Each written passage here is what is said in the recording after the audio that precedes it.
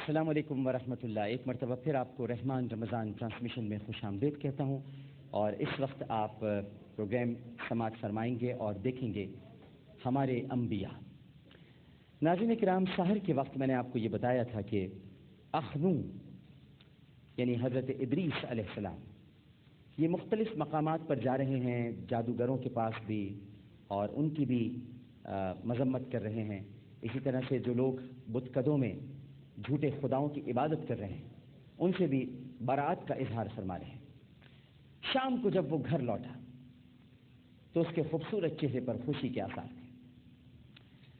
ابا جان، آپ نے درست فرمایا تھا، حق کی قبولیت سے لوگ ابھی بالکل تہی دامن نہیں ہوئے۔ مجھے یقین ہے کہ شیطان کے چنگل سے آزاد ہونے کی آرزو کافی لوگوں میں موجود ہے، لیکن انہیں کوئی حق سنانے والا نہیں۔ اور پھر اس نے سارے دن کی سرگزشت کہہ سنائی۔ دوسرے دن ایک جگہ 15-20 آدمی مصروف گفتگو تھے، ایک جگہ پر بیٹھے ہوئے، اور وہ کل کے واقعات پر تبادلہ خیالات کر رہے تھے۔ اسی اثنا میں اخنو پہنچ گیا۔ انہوں نے کہا کہ ہم تمہارا ہی ذکر کر رہے تھے، اچھا ہوا کہ تم آ گئے ہو۔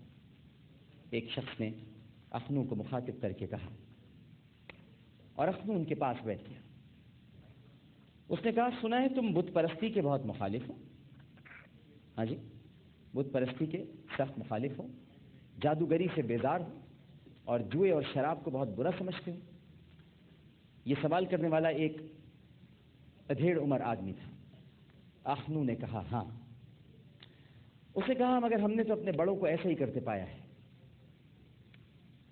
اخنو نے جواب دیا، اس کرۂ ارض پر انسان کو آباد ہوئے ابھی 8 صدیاں بھی پوری نہیں ہوئی۔ اس دوران میں 2 پیغمبر مبعوث ہو چکے ہیں۔ تم جو کرتے ہو کیا ان کی شریعتوں میں یہ جائز اور مباح تھا؟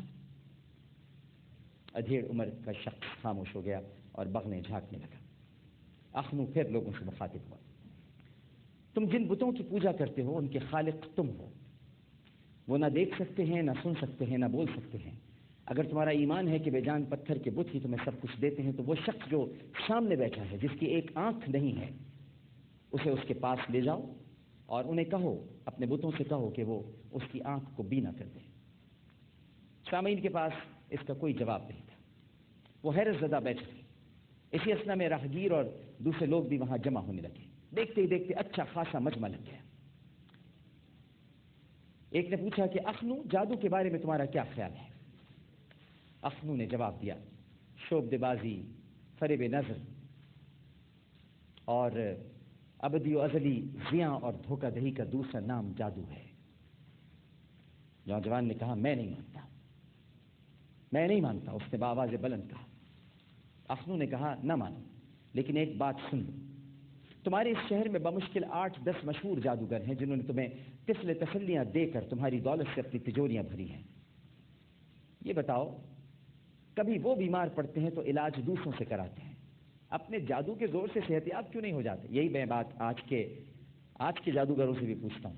یہ جو پروفیسر گوگیے پاشے بیٹھے ہوئے ہیں جگہ جگہ پر اپنی دکانیں کھولے ہوئے، بنگال کا جادو اور کالا جادو اور محبوب آپ کے قدموں میں، تو یہ بتاؤ اے جادوگروں، اے لوگوں کو بیوقوف بنانے والوں، اے لوگوں کے پیسوں کو اپنی جیبوں میں ٹھونسنے والوں، جب تم بیمار ہوتے ہو تو اپنے جادو سے صحت یاب کیوں نہیں ہو جاتے؟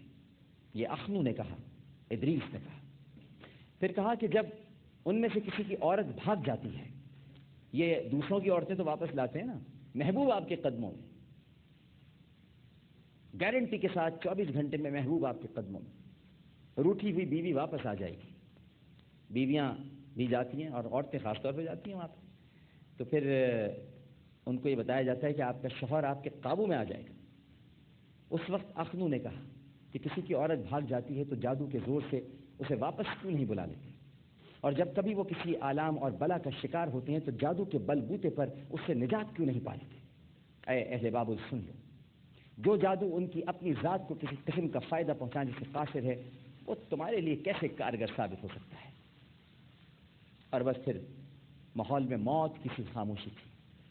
7 آوازیں ایک ساتھ فضا میں ابھری، اخنو، تم سچ کہتے ہو، لا ریب ہم گمراہی اور ضلالت کی راہ پر ہیں، آج سے ہم تمہارے ہم نوا اور ساتھی ہیں، گواہ رہنا ہم اپنے گزشتہ گناہوں سے خالق کل سے معافی مانگتے ہیں۔